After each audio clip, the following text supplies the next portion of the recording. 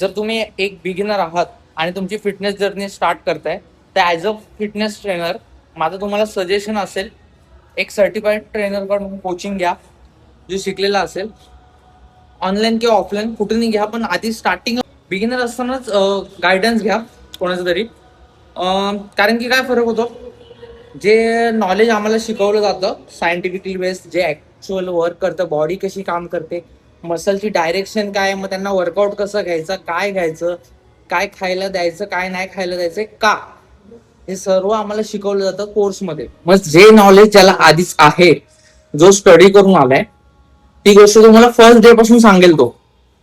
मग तुमची ग्रोथ तिकडनं खूप फास्ट होणार आहे. जो रिझल्ट तुम्हाला यायला स्वतःहून ट्राय आणि एरर करून, चुका करून मग त्यामधून शिकत बसाल, त्याच्यापेक्षा ज्याच्याकडे अनुभव आहे त्याच्याकडून गायडन्स घ्या आणि तुमचा ग्रोथ लवकर करा. जो रिझल्ट येणार आहे तो लवकर अचीव्ह होणार आहे. का? कारण की तुम्ही काही चुका नाही करणार आहे, जे आधी विदाऊट गायडन्स केल्या नसत्या. दुसऱ्याच्या अनुभवातून, आचार्य चाणक्याने सांगितलं होतं, दुसऱ्याच्या अनुभवातून शिका, स्वतःच्या अनुभवातून शिकायला वेळ लागेल. याचं त्यांना इकडे म्हणायचं काय होतं, की ज्याला गायडन्स आहे त्या गोष्टीचा, त्या गोष्टी आधी तो शिकलेला आहे किंवा त्याला त्या गोष्टीचा नॉलेज आहे, ती गोष्ट तुम्हाला ते लवकर समजू शकते. त्याने केलेल्या चुका तुम्ही अवॉइड करू शकता आणि तुम्हाला ग्रोथ लवकर मिळणार आहे.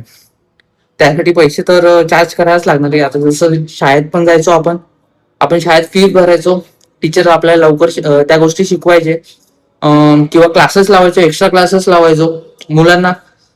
पॅरेंट्स लोक लावतात एक्स्ट्रा क्लासेस, तिकडे लावतात, कारण की त्या गोष्टी शाळेत पण टीचर्स तेच शिकवणार आहेत, ऍक्च्युली शिकवायला पाहिजे पण शिकवत नाही.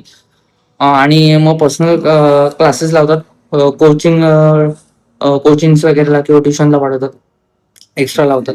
तर हे पण तसंच आहे. जर फिटनेस फील्डमध्ये तुम्ही आहात तर तुम्ही पर्सनल ट्रेनर घेऊ शकता. तुम्हाला तो गोष्टी तुमच्या अकॉर्डिंग चेंज करणार. जसं आपण अजून एक सांगतो की प्रत्येकाची बॉडी टाईप वेगळी आहे, प्रत्येकाची बॉडी वेगळी रिस्पॉन्स करते आणि प्रत्येकाचा गोल सुद्धा वेगळा असतो. तर जेव्हा तुम्ही पर्सनल ट्रेनर लावता, ऑनलाईन किंवा ऑफलाईन कुठे पण, बेटर असेल ऑफलाईनच, कारण की तो समोरासमोर असेल आणि वर्कआउट करून घेईल. आता पण तुमच्या जिम मध्ये जर पर्सनल ट्रेनर अवेलेबल नसेल किंवा त्याला नॉलेज जास्त नाहीये किंवा व्यवस्थित ट्रीट नाही करत आहे, तर तुम्ही ऑनलाईन ट्रेनिंग सुद्धा कडे जाऊ शकता. मेक शुअर करा की तो सर्टिफाईड असेल, नॉलेजवाला असेल.